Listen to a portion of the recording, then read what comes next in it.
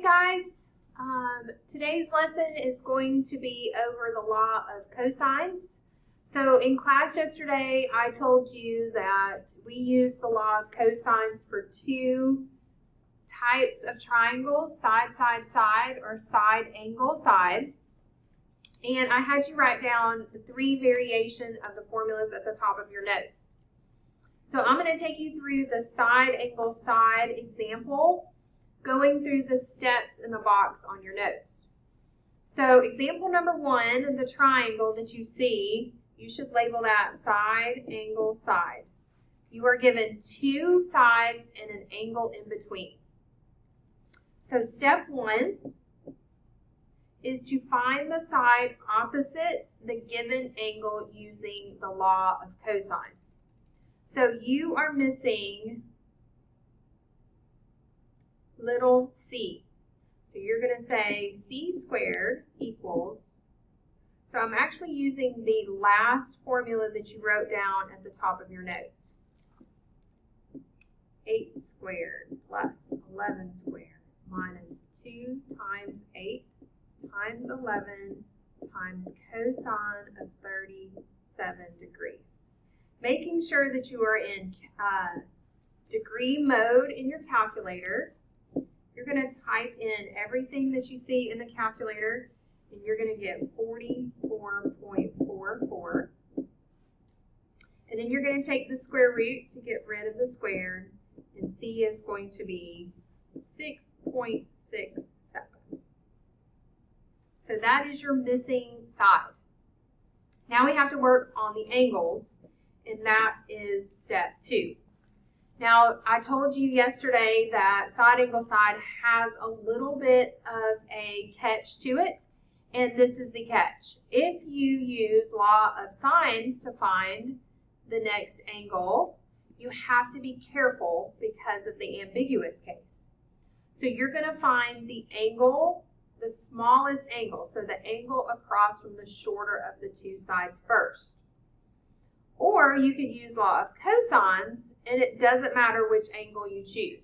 So this is your choice in step two. I'm going to show you both. I'm going to start with using the law of sines. Again, if you use law of sines, you have to find the shorter or the smaller angle. So the smaller angle for this triangle is going to be across from 8, because 8 is less than 11. So we're going to go after angle A. And the way you would find that, you would say sine A over 8 equals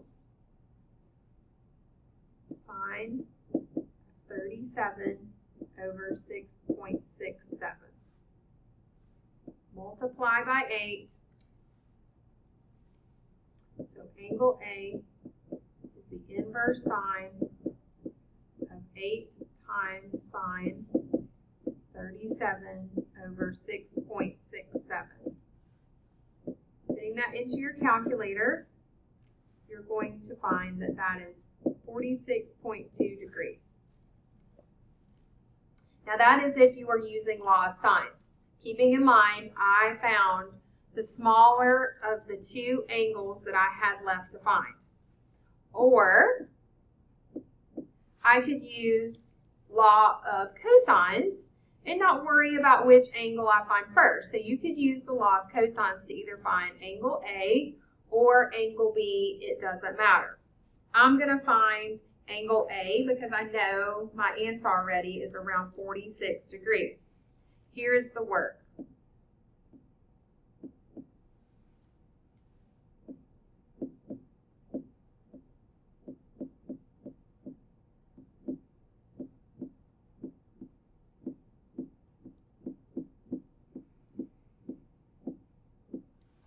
That is the way that you would write it out. You have little c, you have little a, and you have little b. The only thing you don't have is angle A. So these are some really yucky numbers. If you put this into the calculator, and hopefully you're doing that as we're talking.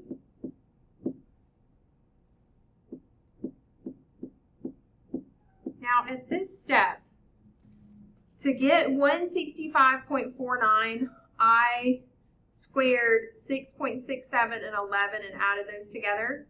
And to get 146.74, I multiplied -2 times 6.67 times 11.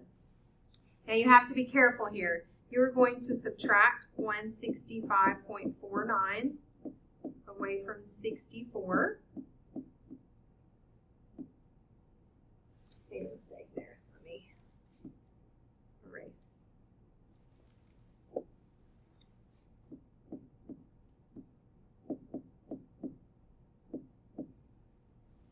You're going to get -100.49 equals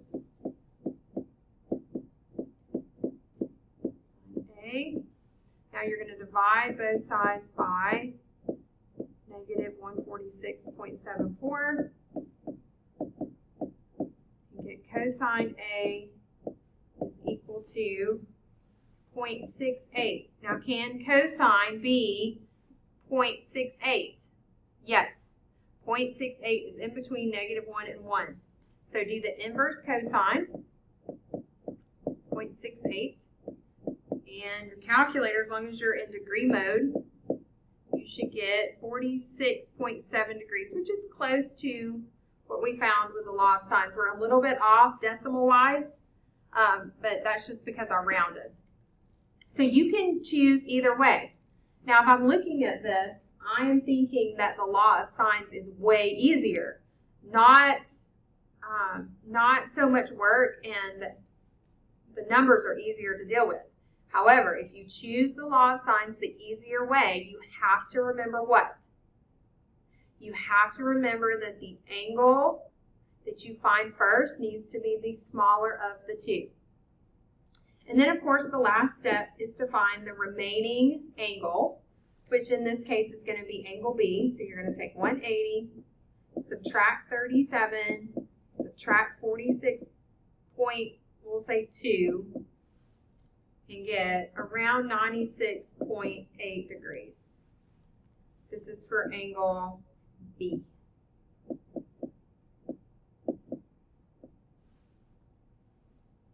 And that is how you do the side angle side case. All right, the next thing we're going to do is solve a side case using the law of cosines. So I'm going to draw a small triangle here. Label it with our angles and our given sides. And of course, this is side, side, side. The first thing you want to find is the angle opposite the longest side. So you're finding the biggest angle first. This angle is going to be an obtuse angle if the triangle has one. And the reason why we have to find the biggest angle first has to do with that ambiguous case and the inverse sine. And when we get back to school, I will talk a little bit more about that when we're face to face. But just trust me right now, just when it's side, side, side, go with the biggest angle first. So in order to do that, we're going to use the law of cosines, the law of cosines.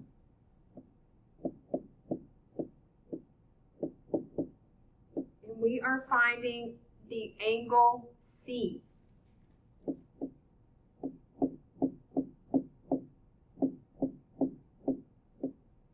So I fill in what I know. I know A, little b, and little c, and I'm finding angle C. That's what I am finding.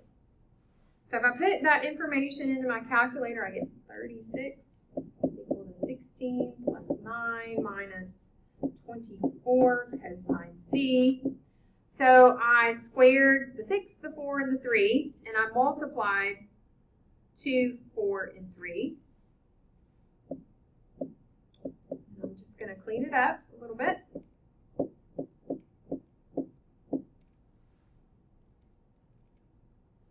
Subtract 25 on both sides.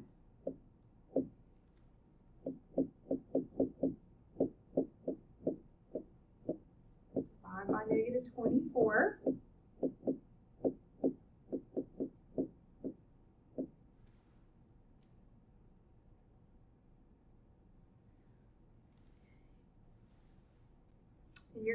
negative 0.46. Now, can cosine be negative 0.46?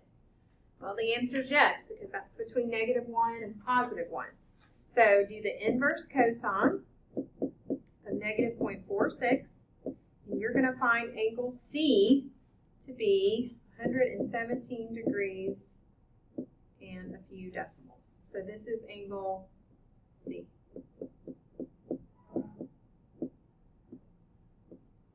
Now we did the law of cosines, and we went for the bigger angle, because if a triangle has an obtuse angle, this is going to be it. Now the second step, again, you have a choice. You can either use law of sines or the law of cosines. I'm choosing the law of sines because it's easier algebraically. So both of these angles will be acute, so it doesn't really matter which one you use. So I'm going to choose A. I'm going to go after angle A. So solving for angle A is 6 over sine 117.28. Actually, hang on. I'm backing up. Sorry, we want to put our unknowns on the top. So if I'm solving for angle A, I want to put that on the top. Over 6. Working that out, moving that 4 over by multiplying, using inverse sine.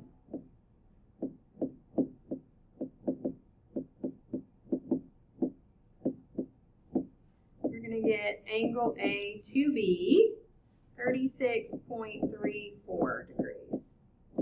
That is an acute angle, but we are okay with that.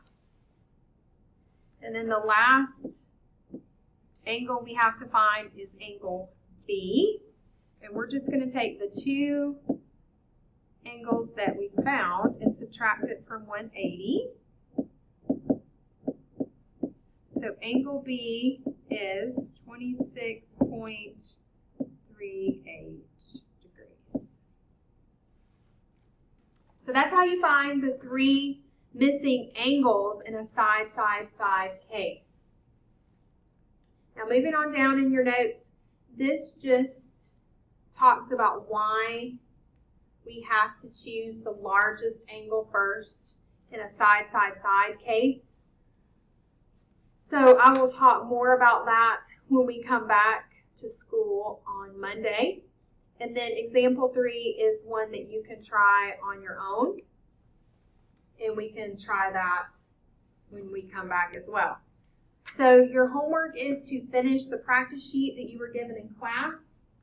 The practice sheet that has the answers at the bottom, both the front and the back. See you guys Monday. Have a fun weekend.